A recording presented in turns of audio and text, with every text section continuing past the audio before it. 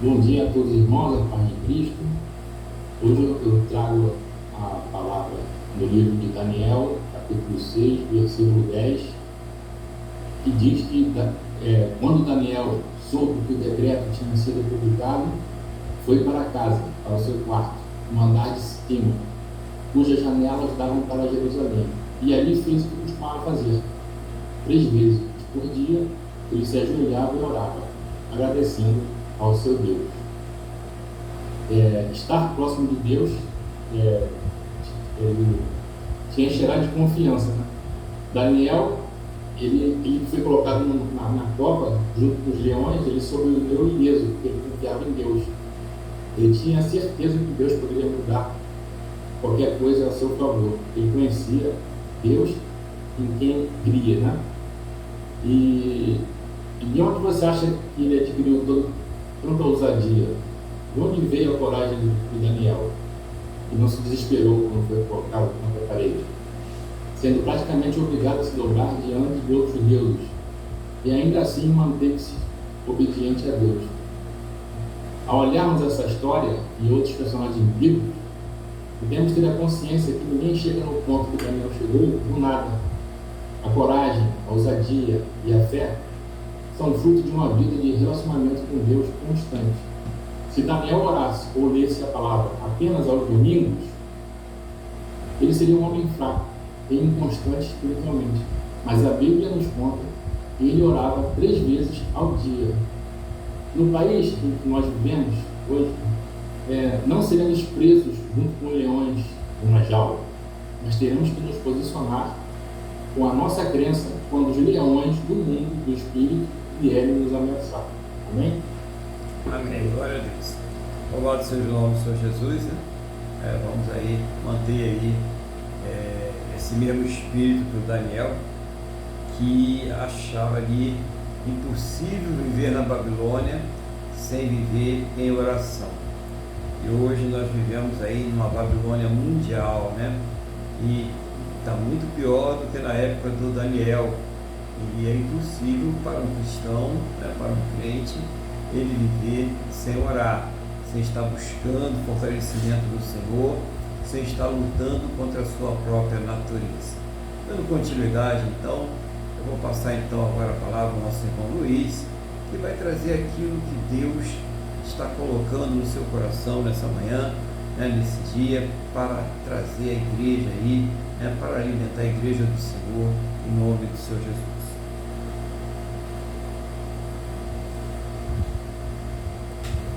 Amém, pastor Aguilar. Eu saúdo a todos com a paz do Senhor. Nós vamos no Evangelho de João, nós vamos ler o capítulo, falar um pouco do capítulo 17, capítulo inteiro, Evangelho de João, capítulo 17. Graças a Deus, nós estamos aqui em mais um domingo, para louvar e agradecer o nome do Senhor, para recebermos através do Espírito Santo a manifestação da sua palavra, que é a verdade, que nos cura, que nos restaura, que nos repreende, que nos liberta e que nos mantém no processo de santificação. Então vou começar a iniciar a leitura, Evangelho de João, capítulo 17. Bom, contextualizando rapidamente, antes mesmo de fazer a leitura, Jesus se encontrou com os discípulos, estava com os discípulos, depois de os terem mandado ir e pregar o Evangelho, e eles voltaram muito animados, e ali, com essa experiência prática, eles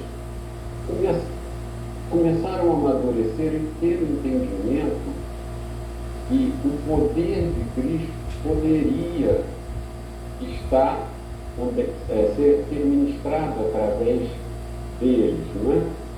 E eles estavam animados por isso, e Jesus foi colocando as coisas, que ele ia embora, né? E ia deixar um consolador, começou a preparar a sua despedida, e a certa altura, no capítulo 17, vem a oração sacerdotal, é o que eu quero trazer hoje.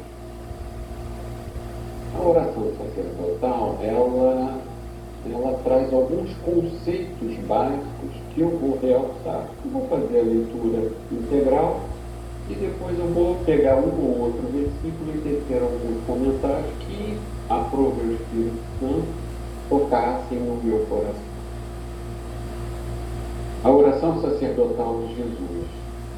Tendo Jesus falado estas coisas, levantou os olhos ao céu e disse: Pai, é chegada a hora. Glorifica teu Filho, para que o Filho te glorifique a ti. Assim, como lhe conferiste autoridade sobre toda a carne, a fim de que ele conceda a vida eterna a todos os que lhe deste. A vida eterna é esta: que te conheçam a ti, o único Deus verdadeiro, e a Jesus Cristo, a quem enviaste. Eu te glorifiquei na terra, consumando a obra que me confiaste para fazer. E agora glorifica-me, ó Pai, contigo mesmo, com a glória que eu tive junto a ti, antes que houvesse mundo. Manifestei o teu nome aos homens, que me deste do mundo. Eram teus, tu nos confiaste, e eles têm guardado a tua palavra. Agora, eles reconhecem que todas as coisas que me tens dado provêm de ti, porque eu lhes tenho transmitido as palavras que me deste, e eles receberam, e verdadeiramente conheceram que saí de ti, e creram que tu me enviaste. É por eles que eu rogo, não rogo pelo mundo, mas por aqueles que me deste, porque são teus. Ora, todas as minhas coisas são tuas, e as tuas coisas são minhas, e neles eu sou glorificado. Já não estou no mundo, mas eles continuam no mundo, ao passo que eu vou para junto de ti. Pai Santo, guarda-os em teu nome e me deste, para que eles sejam um, assim como nós.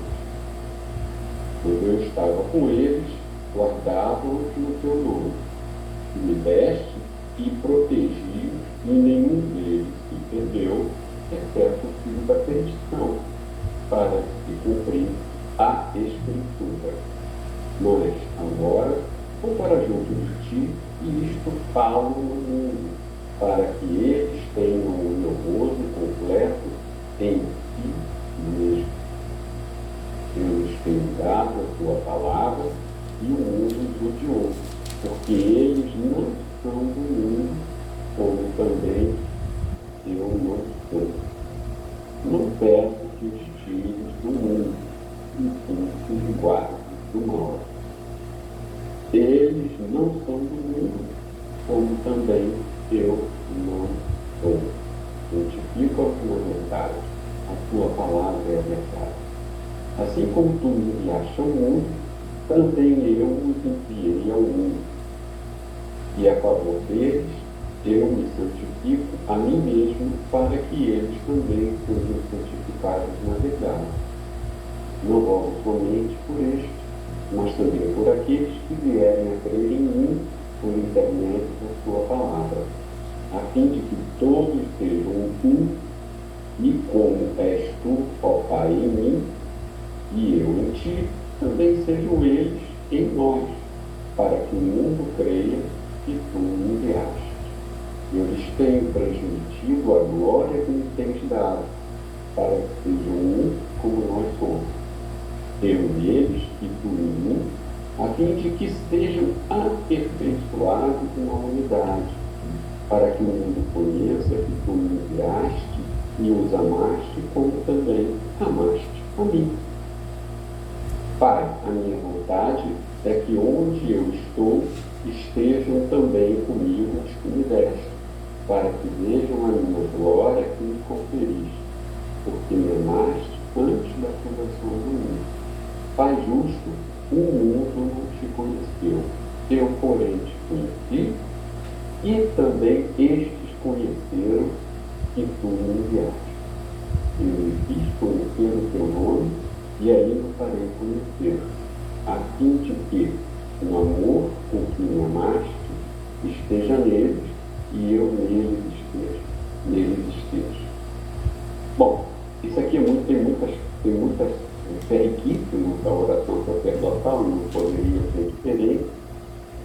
Ela fala em unidade, fala em conhecer.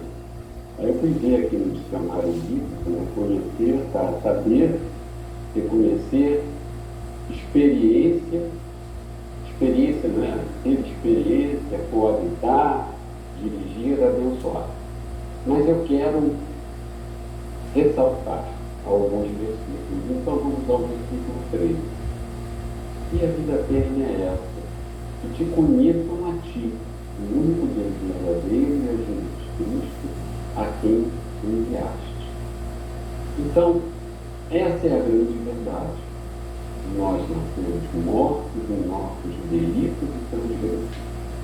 E Deus, pelo seu infinito amor por nós, enviou a seu Filho, o Cordeiro perfeito, o Cordeiro santo, ou seja, o Filho de Deus, uma parte de Deus, e transformou homem, um homem sem pecados, sem mácula, tal qual tinha a imagem do sacrifício, para morrer, para a lei se cumprir em nós. Ou seja, se você pecar, se você transgredir a lei, você vai morrer. E ele morreu por nós. Então, este é o Evangelho. Que Deus enviou o seu Filho para morrer por nós, para nós podermos voltar a uma condição melhor que a adâmica e estarmos com Deus em Jesus com o corpo glorificado.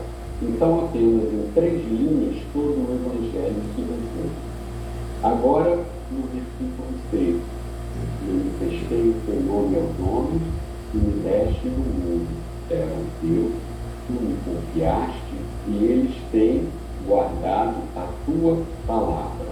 Então, em primeiro lugar, aqui fala uma coisa muito importante, que todos falam: não, eu também sou filho de Deus, não sei falar mesmo. Nós só somos feitos filhos de Deus porque aceitamos, porque conhecemos Jesus Cristo pela graça de Deus. Nada podemos fazer por nós mesmos. Então, o que existe e que precisamos dar valor a isso. E realmente, como que o Espírito Santo nos convenceu do pecado, da justiça e do juízo, nós não podemos ter bem maior. E isso não é para todos. Continuando agora, no versículo, agora vamos ao versículo 15. Não peço que os tires do mundo, e sim que os guarde do mal. Então, isso é muito importante, porque no capítulo anterior, no capítulo de 16, Jesus fala: olha, ele afirma que nós vamos ter aflição, mas que nós nos animássemos, porque ele venceu o mundo. Então, esse é o verdadeiro guardado, é saber que nós vamos passar por dificuldades, mas que Jesus tem de nos bastar. Não significa que nós não vamos ter dias que nós não vamos ficar um pouco mais desanimados, nada disso, mas nós vamos passar pela vida cada vez mais conhecendo a Cristo no processo de santificação. E aí sim nós vamos aos poucos viver em perspectiva e entender que esse mundo não é para sempre. Nós podemos chegar aos 80, 90 anos e, quando muito, temos apenas a refeição do dia para comer. Mas isso tudo vai passar. Isso tudo vai passar. Então, continuando. E também não existe a teoria da prosperidade. Não, declara, é tudo teu, você é filho do Deus Altíssimo, Não é assim, não. Jesus sofreu, passou fome, levou cusparada na cara. O próprio Filho de Deus teve dificuldade, como ele mesmo disse. Como ele mesmo disse, eu não tenho, o Filho do Homem não tem nem onde pousar a cabeça. Por que nós não vamos ter? E ele tem, nós vamos ter. Se perseguiram a ele, por que não vão perseguir a nós? O fato de você ser um cristão legítimo não significa que você está abonado de sofrimento. Muito pelo contrário. Continuando, pastor, o versículo 17. Santifica-os na verdade. A tua palavra é a verdade. Aqui é muito interessante, porque nós passamos pela lavagem da regeneração e depois nós caminhamos, né, no processo de santificação. E a santificação vem justamente nisso. Santifica-os na verdade, a tua palavra. Nós somos santificados pela convivência com a palavra de Deus, com confrontar com a palavra de Deus, com realmente a palavra de Deus ter um valor para nós, e a ponto de nós até termos, eventualmente, como o que acontece em alguns países, nós perdemos a nossa própria vida. Então, o processo da santificação está intimamente ligado ao conhecer. Conhecer a Deus é viver conhecendo a sua palavra, permitir que o Espírito Santo nos faça crescer na palavra, no conhecimento de Deus, através da sua palavra. No versículo 20, ele fala: não rogo somente por estes, mas também por aqueles que vierem a crer em mim, por intermédio da sua palavra, a fim de que todos sejam um, e como és, ó Pai, em mim e eu em ti, também sejam eles em nós, para que o mundo creia que tu me enviaste. Ou seja, a salvação, ela está à disposição até dos netos e bisnetos e trinetos e tetranetos, até o dia que Jesus voltar. A palavra de Deus é essa. Então, por isso que nós temos que ministrar o Evangelho. Por isso que Jesus deixou essa missão para nós mesmos, é que divulgarmos e difundirmos o Evangelho. Não só aquela geração que conheceu a Cristo, não, através do Espírito Santo e através dos discípulos. E hoje em dia, através de nós temos que difundir. O período de salvação ainda não acabou. Isso é muito importante. Haverá uma hora que Jesus vai passar para a condição de Salvador para juízes. Precisamos ter esse entendimento. Depois ele fala, né, na continuidade, ele fala da unidade. Né? Aí o 23, ele continua: eu neles, tu em mim, a fim de que sejam aperfeiçoados da unidade, para que o mundo conheça que tu me enviaste e os amaste como também amaste a mim. Ou seja, olha a coerência. Deus nos fez filhos por adoção e amar-nos a Cristo. Nós somos criaturas, nós não somos Deus, e mesmo assim nós podemos entender o amor fraterno. Eu me lembro que um dos cursos que eu fiz para ser mergulhador, chegavam muitos alunos, né? Todos queriam se inscrever e tudo mais, e era muito interessante. Muitos queriam apenas ser mergulhadores porque o salário era bom, né? Mas sequer sabiam nadar. E eu me lembro que a primeira coisa lá que o instrutor fazia era jogar todo mundo na água. E logo, dali, de 20 homens, 2 ou 3 começavam a se afogar. E eles começavam: socorro, minha mãe, me ajuda. Até que chegava a hora do pelo amor de Deus. Quando vinha o pelo amor de Deus para ser salvo, e a Bíblia está nisso, se você clamar a Deus, você vai ser salvo. Então, o que acontece? Aí entravam lá os salva-vidas e tiravam o pretendente a mergulhador profissional.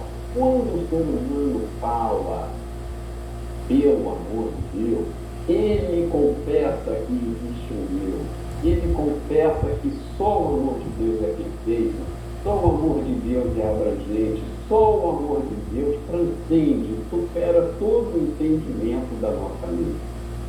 E finalizando, no versículo 25, a parte, no versículo 25 ele fala: Pai justo, o mundo não te conheceu, eu, porém, te conheci, e também eles compreenderam que tu me enviaste. É isso. O Espírito Santo, ele nos fez entender que nós somos pecadores e que o nosso destino é a morte. Então o Espírito Santo nos convenceu do pecado, da justiça e do juízo. Bom, pastor, eu fico por aqui. Obrigado pela oportunidade. Eu devolvo a palavra do Senhor para as suas correções e comentários. Amém, glória a Deus. Vamos aqui falar um pouquinho sobre essa mensagem de hoje, né? E nós vemos aí uma oração do Senhor Jesus sacerdotal, né? Uma oração que ele está intercedendo ali pelos seus discípulos, e é bom a gente contextualizar que ele não está só intercedendo pelos discípulos que estavam ali presentes com ele naquela época, mas também por nós, por aqueles que também haverão de crer, né? Então ele já faz essa intercessão também para cada um de nós. Então é importante aí, Luiz, fazer essa parte aí, e Jesus continua no dia de hoje intercedendo por nós, né? Vamos falar também da questão da experiência, né? É necessário ter experiência com Deus, e essa experiência é adquirida através das coisas espirituais, a leitura da palavra, através das orações, de estar nos cultos, né? Estar congregado, e também nas lutas, nos problemas que nós enfrentamos no nosso dia a dia, né? No trabalho, na família, no meio social em que nós estamos aí inseridos. A questão também, o irmão Luiz colocou muito bem, a questão da vida eterna, que é crer, né, no Senhor Jesus, que é colocar em prática essa fé. Isso é a questão que leva aí à vida eterna, e é colocada também nessa oração sacerdotal. Uma coisa interessantíssima, né? Que é sempre bom a gente falar aqui, e sempre repete, que nós somos transformados pela graça de Deus, não é pelos nossos próprios méritos, não é pelos nossos próprios esforços, mas quem tem o poder de transformar a nossa vida é essa graça, quando ela é derramada sobre nós, né? A graça abundante de Deus. E também a questão que nós vamos passar, né? Aflições aqui nessa terra, mas Jesus ele vai estar ali dando refrigério, vai estar dando consolo, em muitos casos ele vai estar dando uma vitória, em outros casos ele vai trabalhar de uma forma diferente, como lhe aprover, de acordo com a sua soberania, e nós devemos estar atentos a isso e não cair no conto, né, do vigário, né, do olho de touro, que são essas questões aí da prosperidade, né, do enriquecimento mágico, através de algumas coisas que você possa fazer para obter ali o favor de Deus, para manipular ali a divindade. E isso não é possível, né? A magia, ela não funciona no Evangelho. A magia, ela não funciona na igreja cristã. Então, o irmão Luiz contou muito bem essa questão, ser firme na sua fé. Não quer dizer que o crente, o cristão, ele não possa prosperar. Pode sim. A Bíblia, ela tem regras claras como lidar com as finanças, como lidar com o dinheiro, né? Por exemplo, aquela pessoa que vai para uma guerra, né? Aquela passagem, e antes de ir para aquela guerra, ela tem que ver se ela tem os recursos necessários, se ela tem um número de soldados, de armamentos, né? De suprimentos, para que ela possa começar aquela guerra e ser bem sucedida. Caso contrário, o que ela deve fazer? Procurar fazer um acordo de paz e não entrar naquela guerra. E isso serve também para diversas áreas de nossas vidas, né? Então, você quer ser uma pessoa que tem uma prosperidade, né? Haja de acordo com a palavra de Deus, né? Não querendo ter a prosperidade como uma barganha com Deus, como alguma coisa mágica que você faz e ali você consegue manipular a divindade, mas realmente seguindo os preceitos bíblicos, né? Não gastando mais do que aquilo que você ganha, não colocando-se como fiador, né? Principalmente com pessoas que você completamente desconhece. Então existe aí, né, você que gosta de pegar o seu cartão de crédito aí, deixar na mão de uma pessoa aí, isso aí é uma furada, né? Se a pessoa não tem crédito para ela mesma, imagine aí o que ela não vai fazer com o seu próprio crédito. Então, às vezes a gente toma alguns reveses aí da vida, a gente passa por algumas situações difíceis, simplesmente porque a gente deixa de ouvir aquilo que está escrito na palavra de Deus. E isso sim tem um poder para nos fazer prosperar, ter uma vida aqui realmente tranquila, segura nessas questões. Não quer dizer que você não vai passar por dificuldades, né? Pode passar sim, mas se você estiver seguindo esses preceitos, vai passar de uma forma mais branda, vai passar de uma forma mais tranquila, você vai ter recursos para passar por isso. Então, siga os preceitos de Deus, esse é o caminho da saúde espiritual, esse é o caminho da saúde financeira, esse é o caminho da saúde emocional, quando nós estamos seguindo aí os preceitos de Deus. Então, uma vez ele traz essa coisa muito prática aí para a vida de cada um de nós. Muita gente enganada, tá? O irmão Luiz ele fala isso é profundo aí, porque tem muita gente enganada e vai para lá, vai para cá, muda de igreja, fica triste, não acontece aquilo que ela quer, né? E não é da forma que ela está pensando que é, né? Coisa interessantíssima quando Jesus ele faz ali no 17, conforme o irmão Luiz passou aqui, a revalidação da palavra. A tua palavra é a verdade, né? Santifica na palavra, quer dizer, separa eles, prepara eles na palavra, e a tua palavra é a verdade. Então, a pessoa que quer ser santificada, a pessoa que quer ser separada para Deus, ela deve buscar isso dentro da própria palavra de Deus, ter a palavra do Senhor como uma bússola para a sua vida. Ela precisa ser orientada por essa palavra. Então é muito importante, isso que o irmão Luiz traz também, sobre essa questão da palavra e da verdade, né?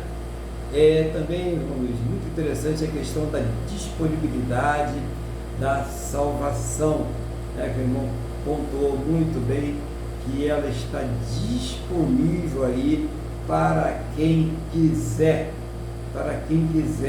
né? Embora nós saibamos aí que muitos não vão querer, que muitos deliberadamente vão negar o Senhor Jesus, mas isso não invalida o que o Jesus, nosso Senhor, falou aí, que está disponível. Então a pessoa, ela se torna indesculpável.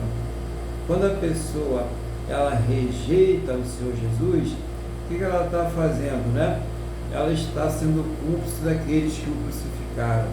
Essa que é a grande verdade, né? Quando a pessoa deliberadamente ela rejeita o Senhor Jesus, ela se torna cúmplice dos seus assassinos, daqueles que colocaram ele naquela cruz. E isso é muito triste, porque vai ter o dia da cobrança, vai ter o dia do tribunal do grande trono branco, em que ela vai ter que responder por essas atitudes. Também a unidade, no versículo 23, que o irmão citou aí, entre o Pai, o Filho e os que creem, os discípulos do Senhor Jesus. Então, faça uma unidade. Então, é impossível você crer no Pai e não crer no Filho. Não existe salvação fora do Senhor Jesus. Então, existe, inclusive, algumas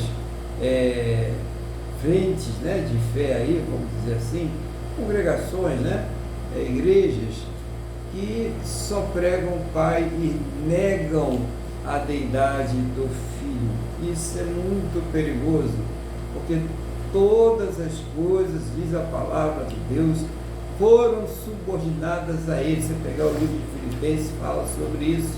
Todas as coisas foram subordinadas a Ele, e todo joelho terá que se dobrar diante dele quem? Do Senhor Jesus, no céu, na terra e debaixo da terra. E toda língua terá que confessar que Jesus Cristo, Ele é o Senhor. Então, essa disponibilidade é para ser realmente buscada, como meninos que sentem a necessidade de se alimentar, de tomar o leite espiritual, de se encher da presença de Deus.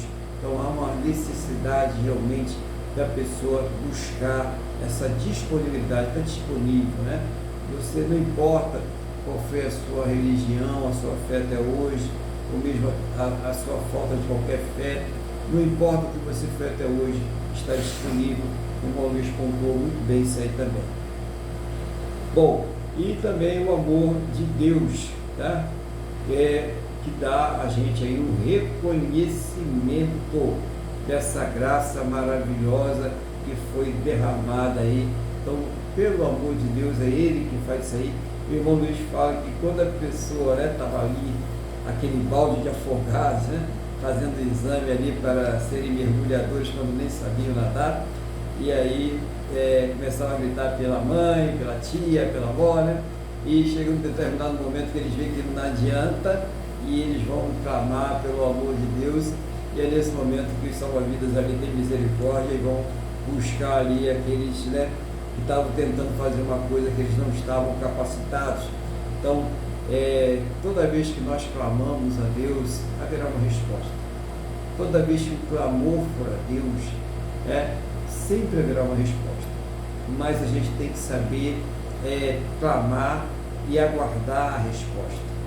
A questão é que tem muita gente que clama a Deus e depois começa a blasfemar, murmurar, né, bater o pé, sair da presença dele. Não, tem que alcançar a misericórdia de Deus pela fé. Você clamou a Deus, continue clamando, persevera, vai até o final, até que você obtenha a resposta, né? E finalmente o João Luiz finaliza aqui falando sobre essa obra do Espírito Santo, né? Que não é uma obra nossa, é uma obra do Espírito Santo, a obra da salvação, a obra de crer em Deus.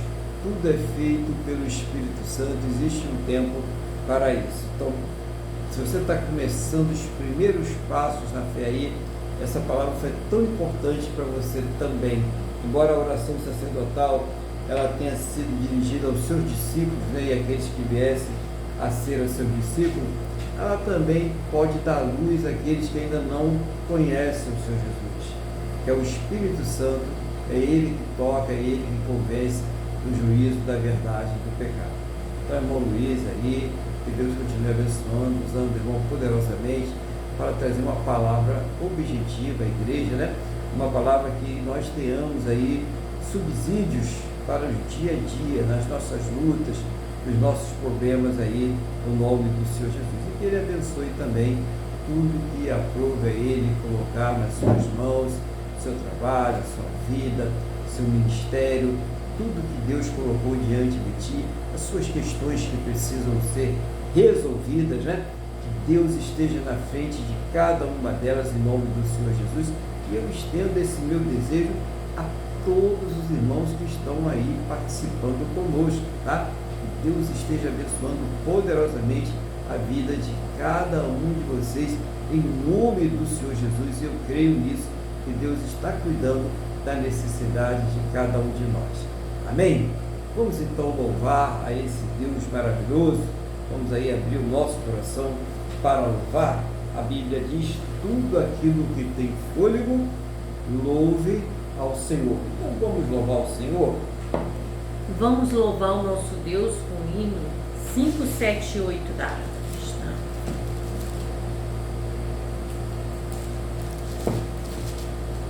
Pode repetir, não escutei. 578.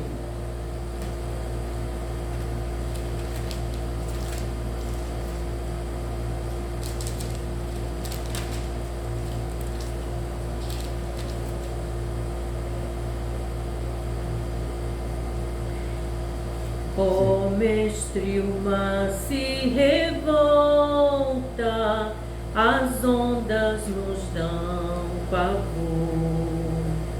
O céu se reveste de trevas, não temos um Salvador. Não se te dá que morramos, podes assim dormir. Se a cada momento nos vemos, se prestes a submergir, as ondas atendem ao meu mandar. Sossegai, seja o encapelado mar, a ira dos homens, o gênio do mal. Tais águas não podem a naufragar, que leva o Senhor, Rei do céu e mar. Pois todos ouvem ao meu mandar. Sossegai, sossegai, convosco estou para vos salvar. Sim, sossegai. Mestre, na minha tristeza, estou quase a sucumbir. A dor que perturba minha alma, ó, peço-te, vem banir de ondas do mal que me cobrem. Quem me fará sair? Pereço sem ti, ó meu mestre, vem logo, vem me acudir. As ondas atendem ao meu mandar. Sossegai, seja o encapelado mar, a ira dos homens, o gênio do mal. Tais águas não podem a naufragar, que leva o Senhor, Rei do céu e mar. Pois todos ouvem ao meu mandar. Sossegai, sossegai, convosco estou para vos salvar. Sim, sossegai. Mestre, chegou a bonança, em paz eis o céu e o mar. O meu coração goza calma, que não poderá findar. Fica comigo, ó meu mestre, dono da terra e céu, e assim chegarei bem seguro ao porto destino meu. As ondas atendem ao meu mandar. Sossegai, seja o encapelado mar, a ira dos homens, o gênio do mal. Tais águas não podem a naufragar, que leva o Senhor, Rei do céu e mar. Pois todos ouvem ao meu mandar. Sossegai, sossegai, convosco estou para vos salvar. Sim, sossegai. Aleluia, glória a Deus. Glória a Deus, né? Então vamos aí Amém. sossegar, né? Olha, as ondas estão aí batendo, querendo ameaçar, mas com o Senhor Jesus no barco, nós podemos ficar tranquilos, sossegados, né? Que Ele está cuidando aí de todas as coisas. Eu quero convidar os irmãos agora a abrirem as suas Bíblias para dar continuidade à palavra de Deus nesse dia, no livro do profeta aqui, Zacarias, né? Vamos lá, então, capítulo de número 12. Zacarias, capítulo de número 12. Enquanto os irmãos vão abrindo aí, eu vou orar pedindo a Deus sabedoria.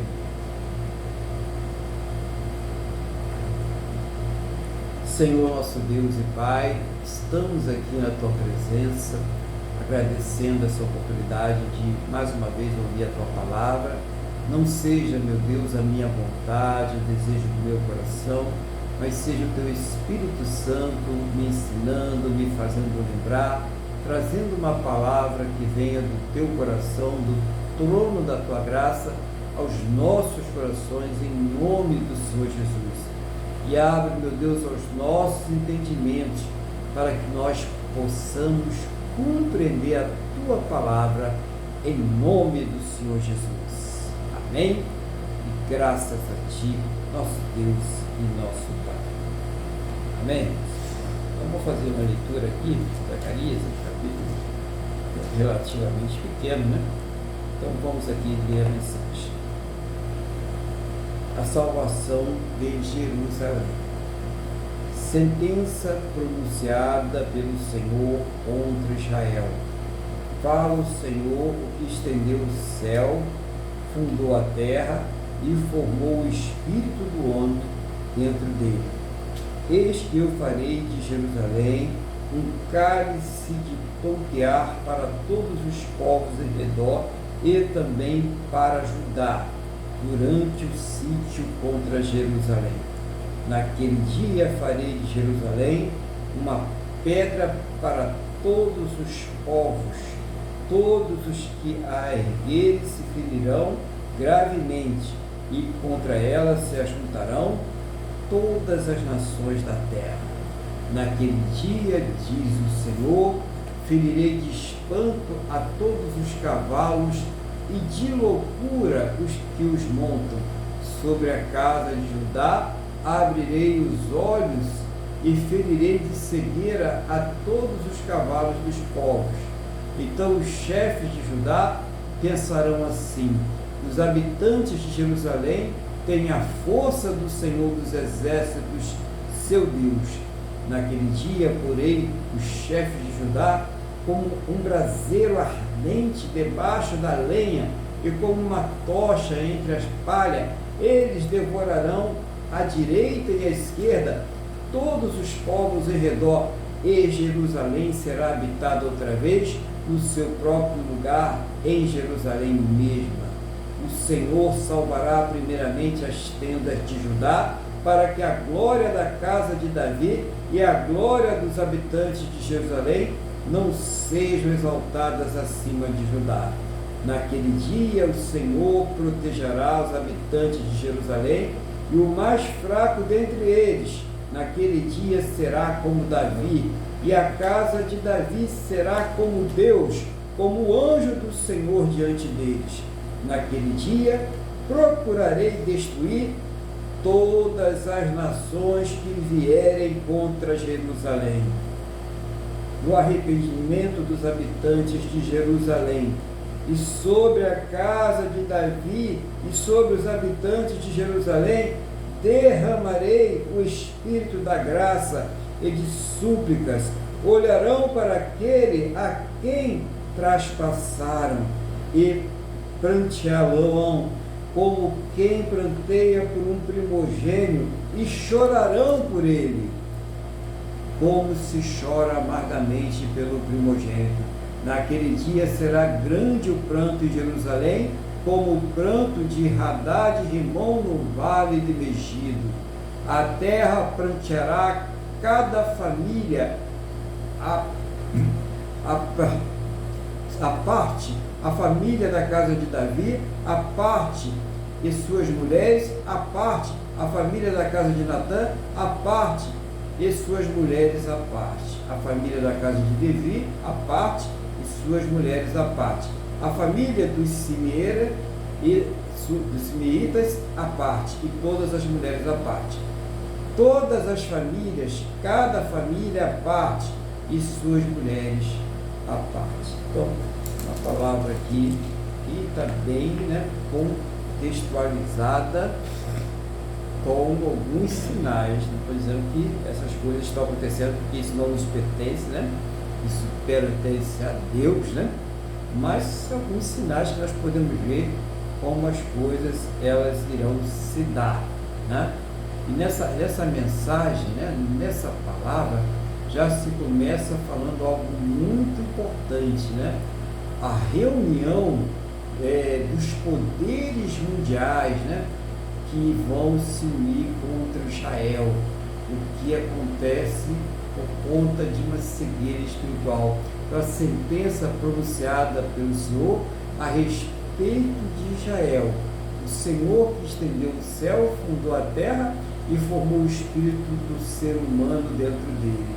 Eis que eu farei de Jerusalém um cálice de atordoamento para todos os povos vizinhos e também para Judá durante o sítio contra Jerusalém. Então, olha só o que está acontecendo, né? Aí, né? Não é de hoje que isso vem acontecendo. Esse cálice aí que embriaga, né? Entorpece o sentido dos povos, ele já está aí sendo derramado.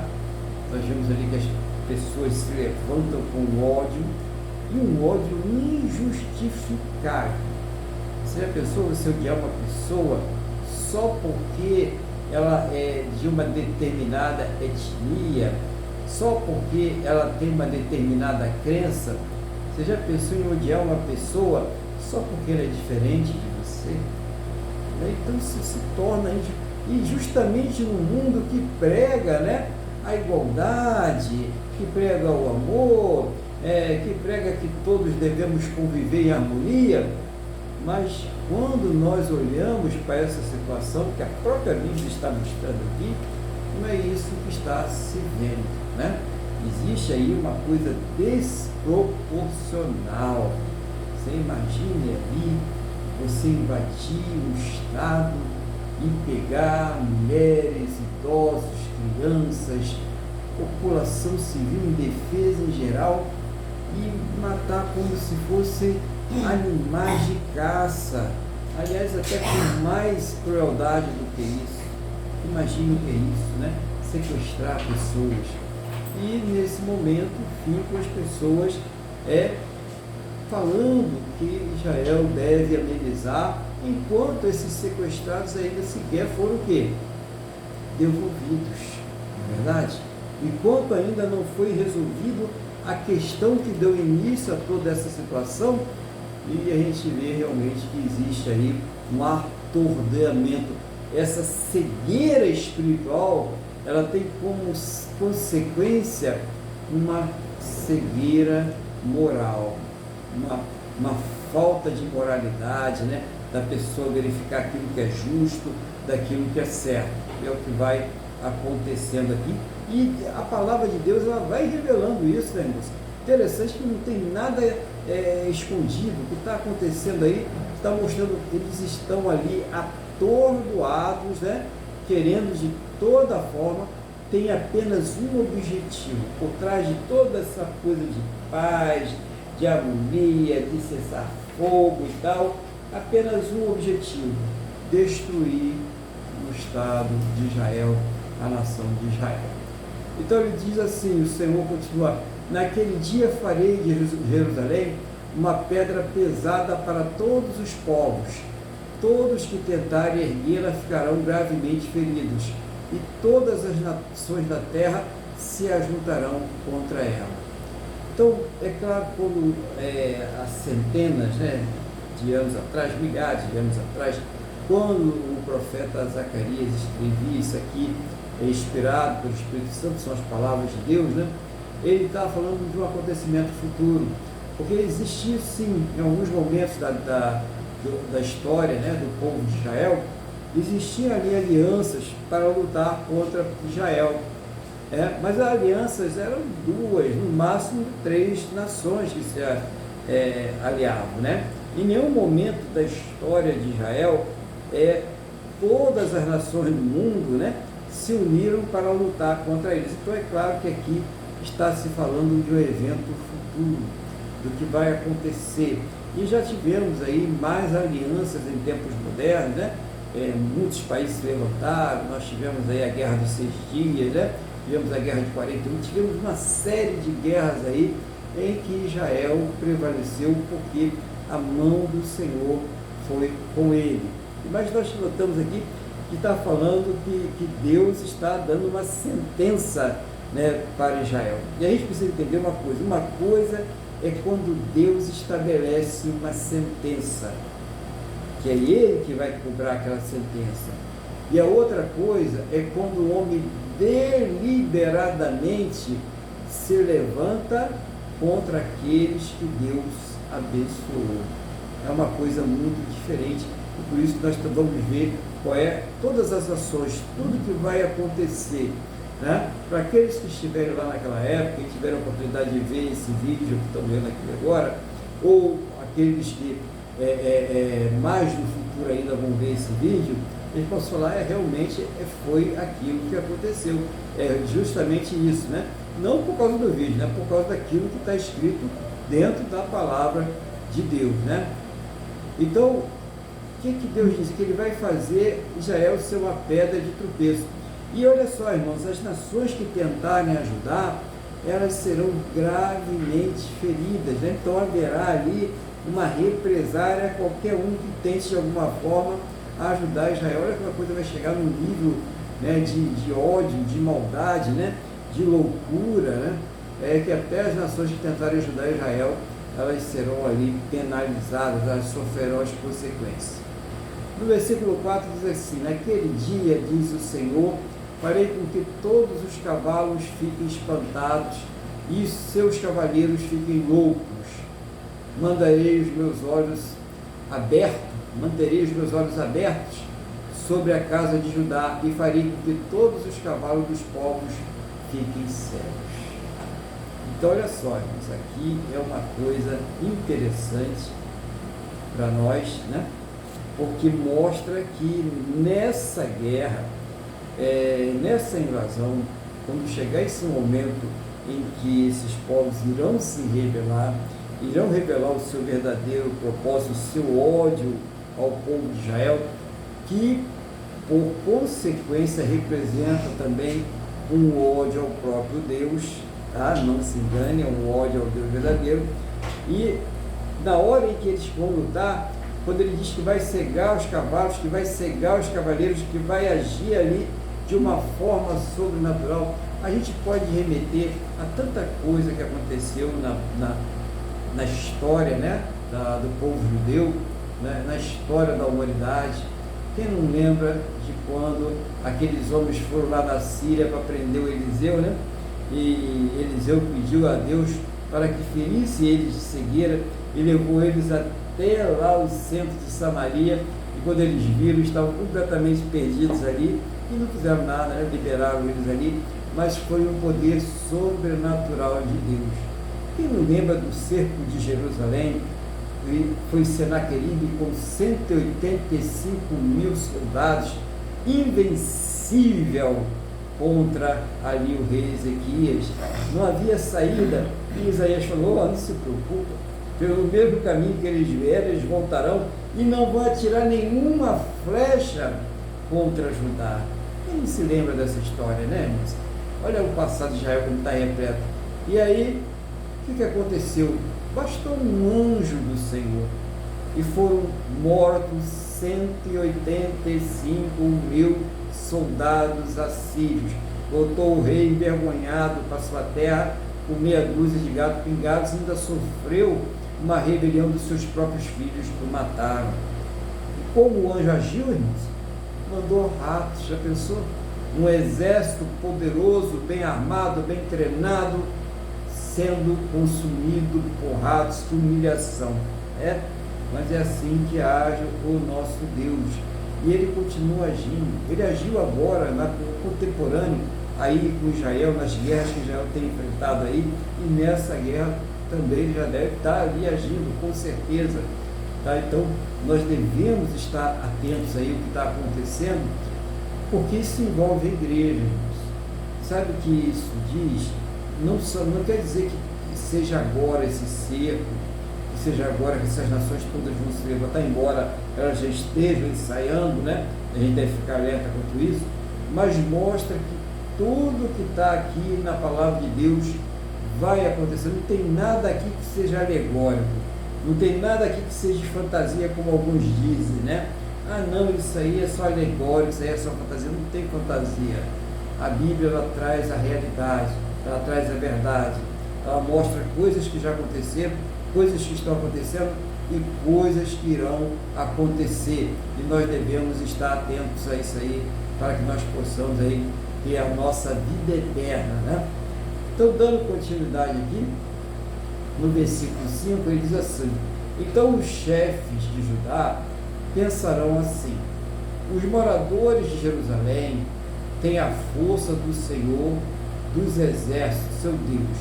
Naquele dia, porém, os chefes de Judá como um braseiro aceso de lenha e com uma tocha entre os feixes de trigo. Eles destruirão à direita e à esquerda todos os povos ao redor de Jerusalém, e será habitado outra vez no seu lugar, na própria Jerusalém. O Senhor salvará primeiramente as tendas de Judá, para que a glória de Davi e a glória dos moradores de Jerusalém não sejam exaltadas acima de Judá. Olha que coisa interessante, né?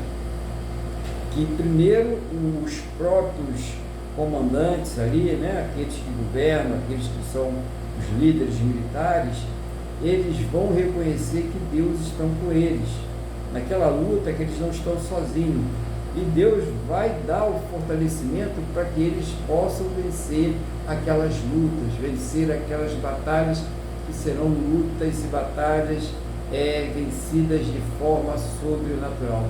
Você imagina um exército de 200 milhões de homens cercando Jerusalém.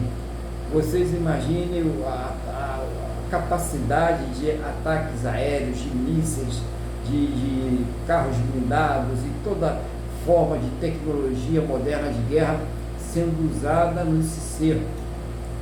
Ora, só tem uma forma de Jerusalém, só tem uma forma de Israel sair dessa situação: é a manifestação sobrenatural do poder de Deus, que vai ficar visível a todos. Todos verão aí o que Deus irá fazer quando chegar esse momento, quando chegar essa guerra.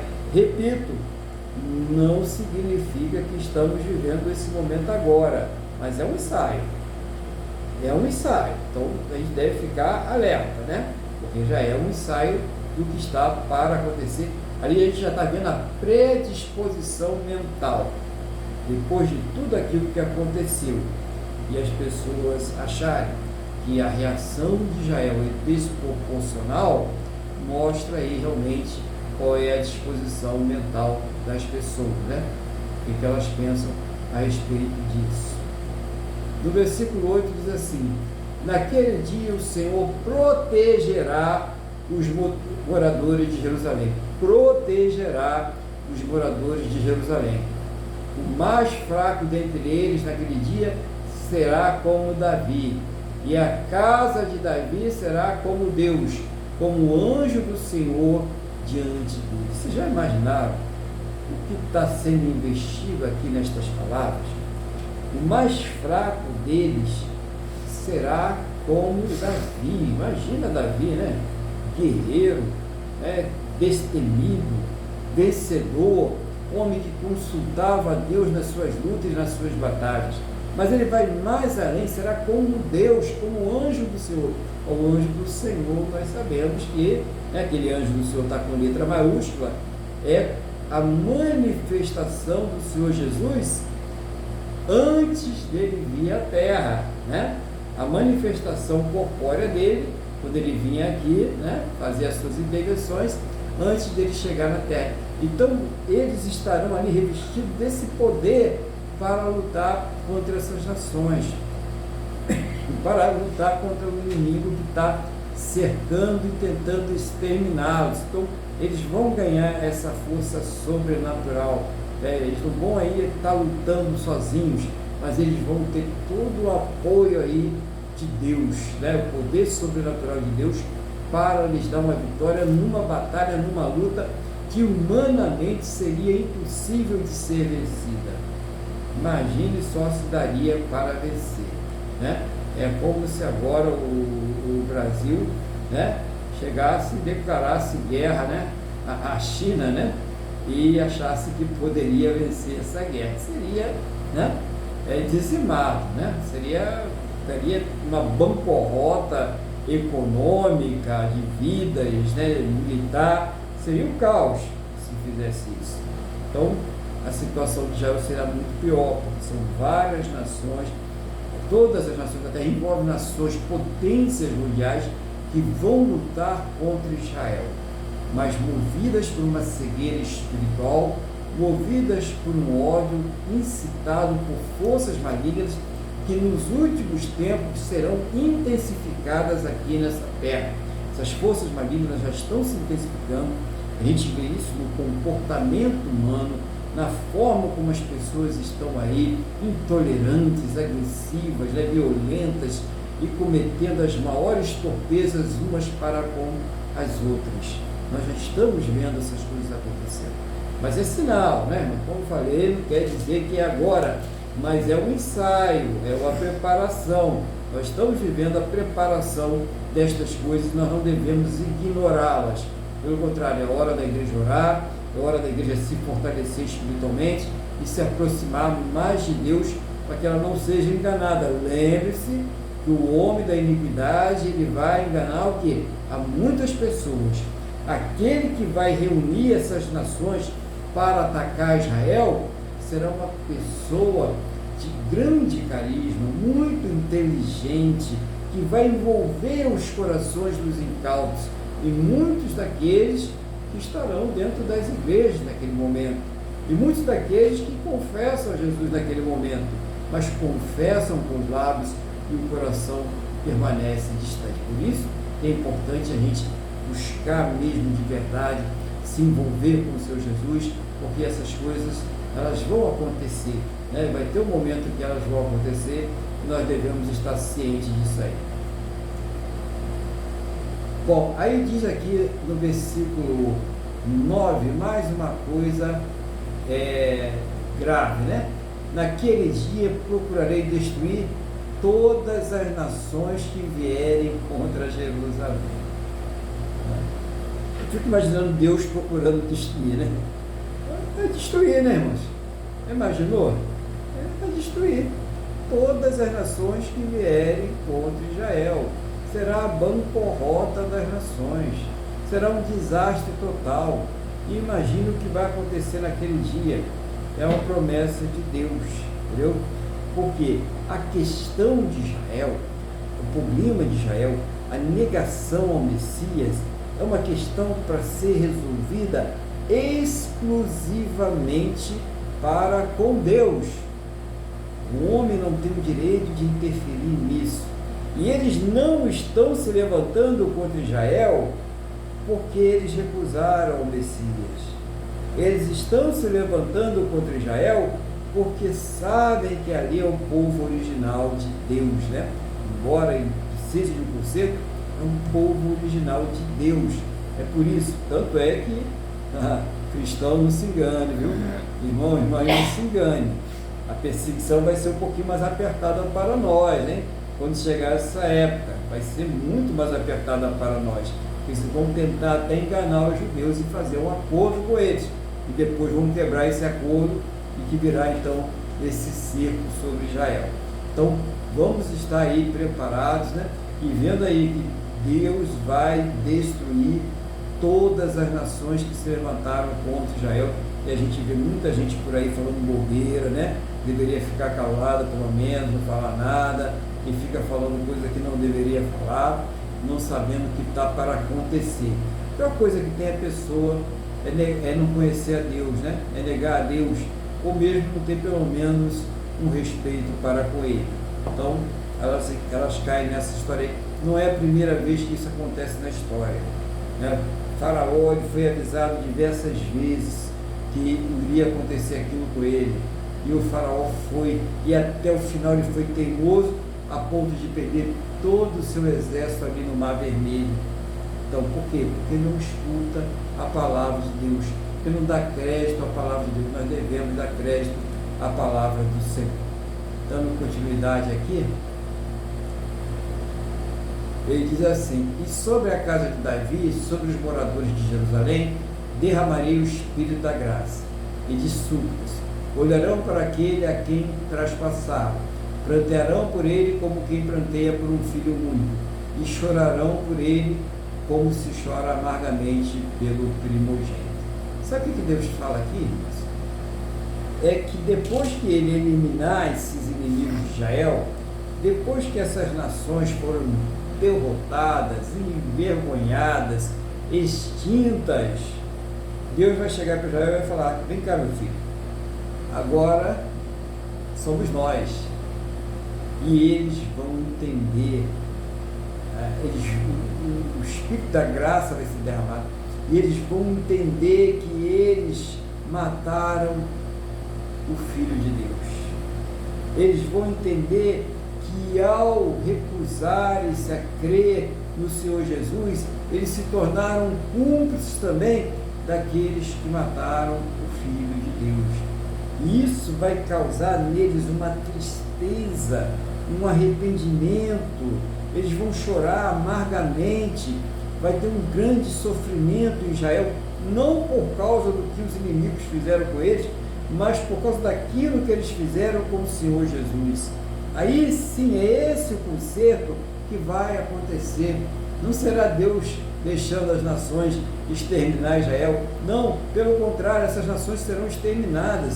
Será ali Deus fazendo eles verem o que eles fizeram, para que eles ali se arrependam, né? Para que os remanescentes de Israel possam ser salvos. É isso que é a graça, é o amor de Deus sendo derramado. Olha como Deus, Ele é maravilhoso, né? Como Deus opera maravilhoso, e que muitas pessoas que não estão em Israel, que não são judeus, vendo e sabendo de todas essas coisas, possam também se converter, possam também crer na palavra de Deus. Amém? Deixa eu dar continuidade aqui. Bom, continuando aqui, irmãos, no versículo 11, né?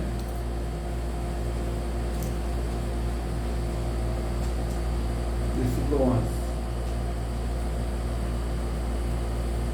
Naquele dia, o pranto de Jerusalém será tão grande como o pranto de Hadad irmão no vale do Megiddo, né? Porque ali é um Deus, né? Um Deus com D minúsculo, né? Chamado Hadad irmão, e era Deus relacionado à fertilidade. E aí os seus adoradores acreditavam que quando as plantas secavam, o Deus tinha morrido, né? Ele estava morto mesmo, né? Mas eles acreditavam que ele tinha morrido quando as plantas secavam, e por isso choravam a morte dele, né? Então era um grande pranto, né? E também se refere, né? Pode se referir aí à questão histórica da morte do rei Josias, um rei piedoso que foi morto pelo faraó Neco, que causou também grande comoção, muito choro ali nessa região do Megiddo, né? Então está fazendo isso aí uma comparação com aquilo que vai acontecer naquela época, né? Aquilo que vai acontecer com o povo de Israel naquela época, a grande consternação, o grande arrependimento, o choro por tudo aquilo que está acontecendo. Eles vão ali entender o que eles fizeram e eles vão se arrepender dos seus pecados, né? Principalmente do pecado de ter negado o Filho de Deus. Aí diz, a terra planteará, para a gente finalizar, né, gente? Cada família à parte, a família da casa de Davi, à parte, e suas mulheres, à parte. A família da casa de Natã, à parte, e suas mulheres, à parte. A família da casa de Levi, à parte, e suas mulheres, à parte. A família dos Simeíta, à parte, e suas mulheres, à parte. Todas as outras famílias plantearão, cada família à parte, e suas mulheres à parte. Então, para a gente finalizar essa palavra, o nível de arrependimento, né? O nível de sofrimento e de relacionamento para com Deus será tão intenso, mas não será assim uma coisa que se reúne numa casa, um grupo, uma igreja, uma família e fale assim, olha, nós vamos nos arrepender, né? Hoje nós vamos ter um propósito de nos consertar com Deus. Não vai ser assim. Vai ser uma coisa extremamente individual, que inclusive afetará os relacionamentos mais íntimos, marido e mulher, filhos, né? Não, cada um vai para o seu canto e cada um terá um arrependimento pessoal.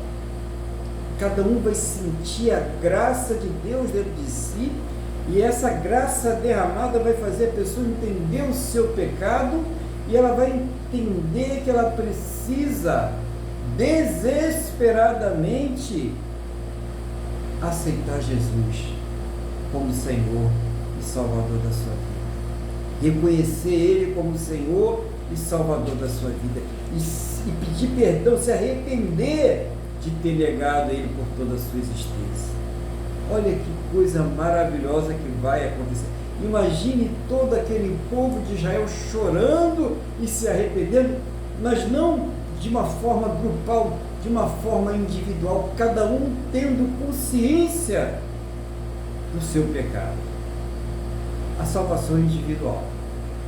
E se a pessoa ela não se converter de uma forma pessoal, íntima para com Deus, ela terá muita dificuldade.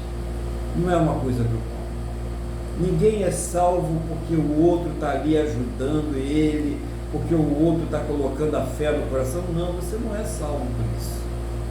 Você é salvo porque você recebeu a graça de Deus e pela graça de Deus Ele te deu fé para que você cresça que o Senhor Jesus é o Senhor e Salvador da sua vida e que você tenha a necessidade dele para o perdão dos seus pecados. É por isso que nós somos salvos. É por isso que Deus ele opera a sua graça em nossas vidas. E é por isso que o homem, quando ele nega Jesus, quando ele nega a Deus, negou a Jesus, negou a Deus, né? Já vimos isso aí, já foi pregado aí pelo irmão Luiz, negou a Jesus, negou a Deus de uma forma deliberada. Por quê?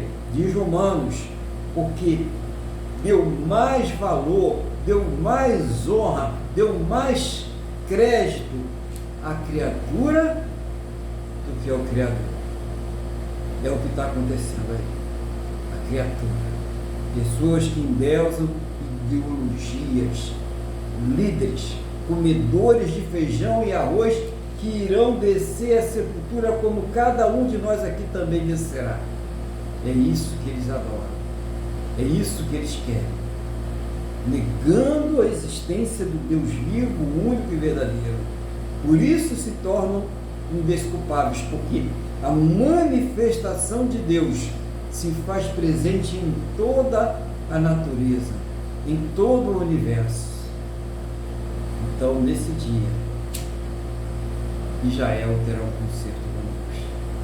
E é Deus que vai levar todo. Primeiro vai levar eles à iminência de uma perdição sem salvação. Depois atuará no meio deles de uma forma sobrenatural para os livrar dos seus inimigos e destruirá os seus inimigos. E por fim derramará a graça sobre eles para que eles creiam no Senhor Jesus e eles sejam salvos. É muito amor, né, irmãos? Sabe que esse amor que Deus tem por Israel, Deus tem por você também? Você sabia? Deus tem esse amor por você? quando você está triste, quando você está orando, quando você está falando com Ele, Ele está te ouvindo também. Então, não desista da sua fé, não desista do seu Deus, não desista das suas convicções, não desista do seu Jesus, permaneça firme na fé. E você que não se converteu ainda, deixa a graça de Deus entrar no seu coração, peça a Ele para derramar graça no seu coração e receba pela fé, tá, irmãos? Não é para agradar ninguém, não, é pela fé, a convicção de que o Senhor Jesus é aquele que perdoa os seus pecados e que salva, justifica. Então creia nisso, que essa palavra ela tenha levado você à consciência do momento que nós estamos vivendo, do que está para acontecer e que há uma saída para aqueles que creem. Glória a Deus. Eu passo então a palavra para o nosso irmão Luiz, em nome do Senhor Jesus, para que ele faça aí as considerações daquilo que Deus estiver colocando no seu coração, em nome do Senhor Jesus. Amém, pastor Aguilar. Eu vou, em tudo que o senhor falou, esse é um assunto complexo. De tudo que o senhor falou, eu posso resumir uma situação. Desde a queda do homem, o homem se tornou inimigo de Deus. O homem, embora tenha sido feito à imagem e semelhança de Deus, ou seja, Deus nos deu muitas características que são dele.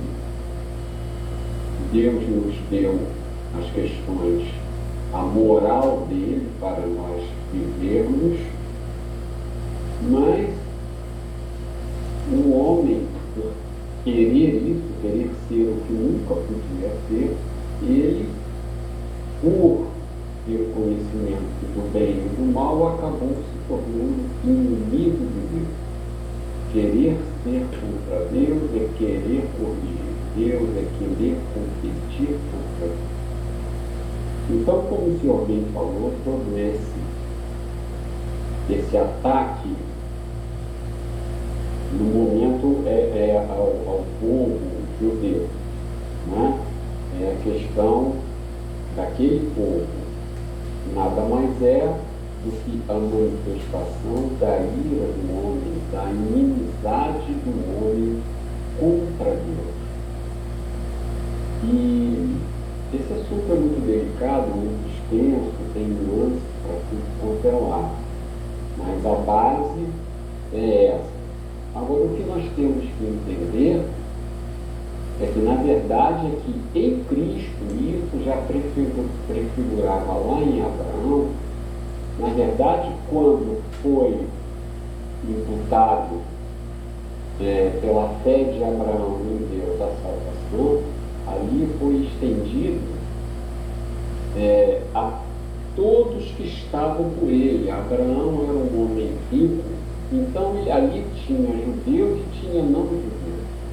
Então, nós somos a igreja, a Israel, não é? O Israel de Deus atualmente, não só o povo étnico atualmente que está sendo atacado, mas nós, se nós formos olhar lá o Estatuto do Ramais, ele coloca primeiro os judeus e depois os cristãos. Então, foi como foi falado, nós seremos perseguidos. E também está na Bíblia que a volta de Jesus será abreviada, porque muitos, devido à forte pressão, decairão. Né? Então, é isso que nós precisamos entender e dar graças a Deus por termos sido chamados e escolhidos. E temos que viver na palavra, passar pelo processo de santificação. E como Jesus falou, é certo que nesse mundo tereis aflições, mas fiquem tranquilos, porque eu venci o mundo. E em Cristo nós também venceremos o mundo, porque seremos ressuscitados e estaremos em comunhão novamente, em um só com eu li na parte que eu trouxe, nós seremos um só com Cristo, um só com o Pai. Então, pastor Aguilar,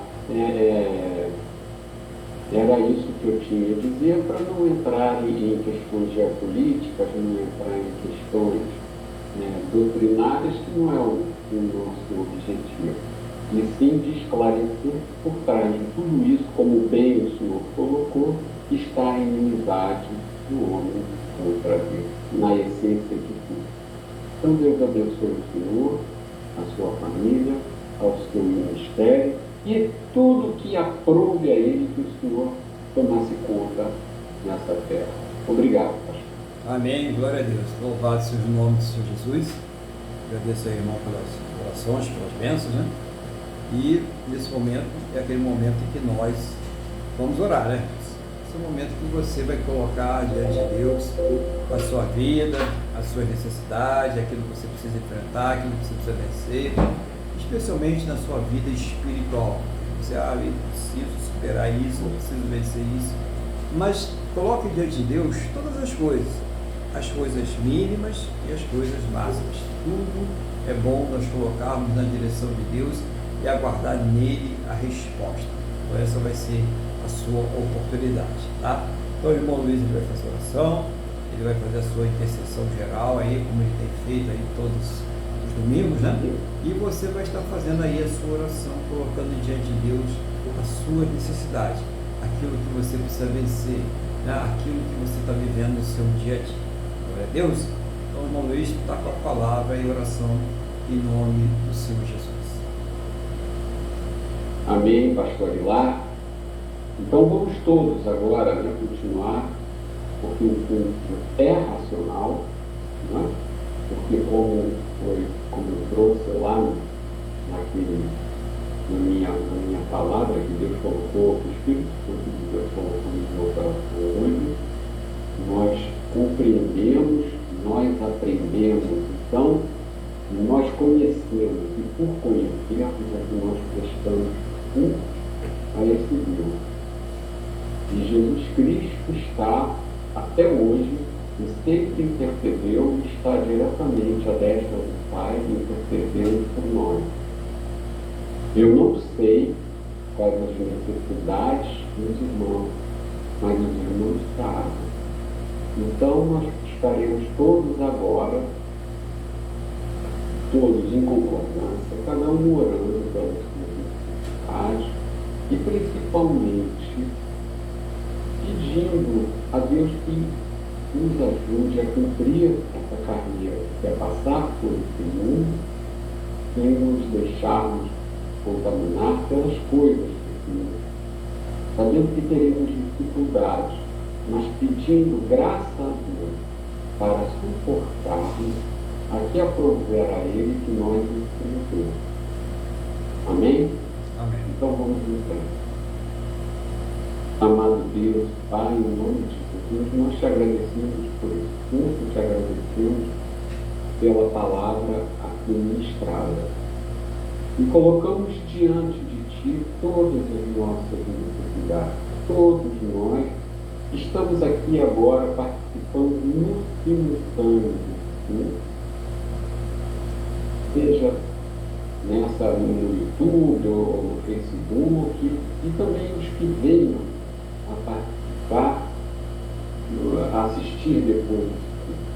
Primeiramente eu quero lhe pedir que o Senhor nos conceda saúde, que o Senhor nos conceda maturidade espiritual, que o Senhor nos renove, nos encha com espírito de alegria.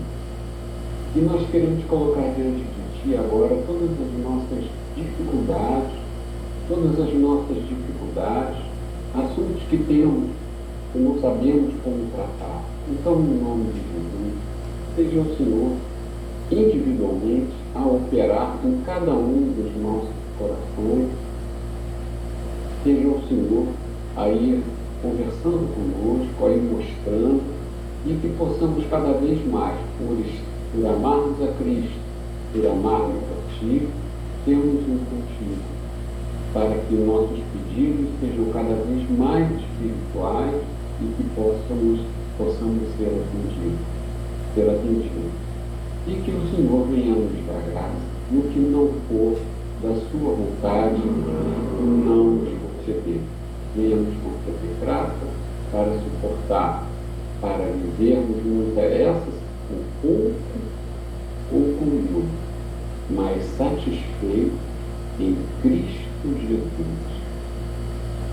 Senhor, eu quero lhe pedir, em especial, pela vida das pessoas que vão aos presídios, que vão aos hospitais, pelas pessoas, os missionários que vão traídos, levar a tua palavra, correndo o risco de perder a própria vida.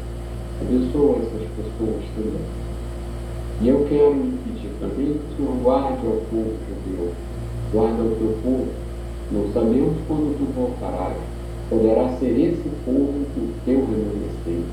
Então guarda Israel, e haja paz em Israel. Por fim, eu quero lhe pedir que o Senhor também guarde o Brasil. Que o Senhor não permita que a destruição social e política e legal que está acontecendo agora no nosso país não venha, Senhor, a destruir de vez a nossa nação. Livra o Brasil da mão do homem criminal. Proteja-nos, Senhor. Livra o Brasil da miséria, da fome e do caos social. Protege o teu povo, abençoa o Brasil. É o que nós te pedimos e já te agradecemos. Em nome de Jesus. Amém. Amém. Glória a Deus, louvado seja o nome do Senhor Jesus. E agora nós vamos agradecer a Deus, né? Vamos agradecer a Deus por mais essa oportunidade. Nós tivemos aqui de estar cultuando a Ele, né? Lembrando aos irmãos que no próximo domingo, né, dia 19 de novembro, nós teremos a Santa Ceia do Senhor. Então você que já é batizado, você que congrega aí na igreja e sabe discernir o corpo e o sangue do Senhor Jesus, pode participar. Então prepara os elementos, o pão, o suco de uva, e participe conosco aqui da Santa Ceia do Senhor. E você que ainda não se converteu, que ainda não é batizado, ainda não está congregando, não sabe discernir o corpo de Cristo, o sangue de Cristo, você participa do culto, tá? Você não vai participar dos elementos da Santa Ceia porque há necessidade de ter discernimento, de ter fé, ser batizado, crer no Senhor Jesus como Senhor e Salvador. Então, você participa do culto e você vai ser abençoado da mesma forma como aqueles que estão ali participando do culto da Santa Ceia. Então, lembra, a bênção, ela vem pela obediência, né? Então, quando nós mostramos a Deus que nós somos gratos a Ele, nós somos obedientes. A obediência é uma forma de gratidão. Quando nós somos constrangidos a obedecer a Deus. Então, lembre-se disso no seu dia a dia, quando você for tentado ali para fazer alguma coisa que desagrada a Deus, que te afasta de Deus, fala, eu sou grato a Deus, então eu não vou fazer isso. A minha obediência é uma demonstração de fé e de gratidão. Entenderam? É isso que é importante a gente entender também nessa questão. Então vamos falar com o Senhor nosso Deus. Feche seus olhos, eleva o pensamento ao trono da graça. Vamos falar com Deus. Senhor nosso Deus e Pai, estamos aqui mais uma vez agradecendo ao Senhor por mais uma oportunidade de estarmos cultuando, Senhor, esse culto que está agora se encerrando, mas a Tua presença em nossas vidas, ela não se encerra. Concordo com a oração do nosso irmão Luiz e com a oração de todos os irmãos que colocaram diante de Ti as suas lutas, as suas necessidades, aquilo que elas precisam ser. Meu Deus, seja o Senhor trazendo uma resposta para cada um deles, segundo a Tua boa, perfeita e agradável vontade, segundo os Teus planos e os Teus projetos, sempre perfeitos para a vida de cada um de nós, em nome do Senhor Jesus. Abençoa também para o restante domingo de cada um, que seja um domingo de paz, de alegria, reunidos com os seus. Abençoa também a semana de cada um, prospera, meu Deus, abre portas, que aquele diagnóstico seja bom, seja positivo, que aquela resposta na justiça, que aquela causa também seja uma boa resposta. O Senhor sabe o que cada um aqui está esperando, o Senhor sabe a necessidade de cada um, aquela pessoa que orou pedindo aí o fortalecimento espiritual, que o Senhor renove, que o Senhor dê fé, que o Senhor dê forças para vencer as tentações, vencer o mal, vencer o pecado. Em nome do Senhor Jesus, eu clamo por essas vidas, eu coloco diante do teu altar, meu Deus, e ao término desse culto, leve a todos em segurança, livra, Pai, de todos os males, e que essa bênção seja estendida a todos aqueles que próximo a nós estiverem, no nome do nosso Senhor e Salvador Jesus Cristo. Amém? E graças a Ti, nosso Deus e nosso Pai. Amém? Louvado seja o nome do Senhor Jesus. Vamos receber a bênção então. Que o amor de Deus, que a paz e a graça do nosso Senhor e Salvador Jesus Cristo e que a comunhão do Espírito Santo de Deus esteja sobre todos. A igreja diz amém. Amém. Glória ao Senhor Jesus.